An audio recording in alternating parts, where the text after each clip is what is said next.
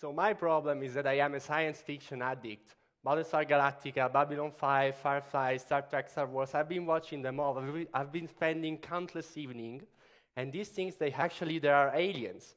Well, that happened in the 60s in California. Frank Drake was coming up with the Drake equation, which is an equation which calculates the number of civilizations in our galaxy which are there and are willing to communicate. So let's have a look at how it's done. We take the average number of stars which is forming in our galaxy each year, which is 7, and we multiply it by the fraction of these stars which have a planetary system around, which is more or less half of them, so it's 0.5. Then we multiply it by the number of planets in this planetary system which are habitable. And if we have a look at our solar system, this number would be 2. Then, what are the odds to develop life on these habitable planets? Well, actually, we rely on the fact that if a planet has been around long enough, then it will eventually develop life in a process which is very similar to the one where you leave something in the fridge long enough, it becomes all creepy. And so this 30% of the planets have been around long enough, so we multiply everything by 0.3.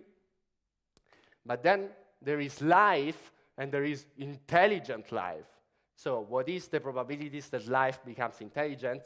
There is who says that because of natural selection, this will happen all the time. Life will become intelligent, but we are modest, and we say that 1% of time, life becomes intelligent. But then, intelligent life, is it willing to communicate with us?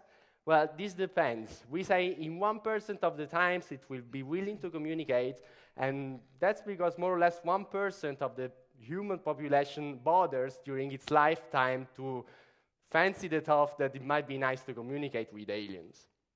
And finally, we multiply everything by the average lifespan of a civilization. So we assume that a civilization will be around for more or less 10,000 years before being annihilated for global warming or nuclear holocaust of Maya prophecies, we don't know.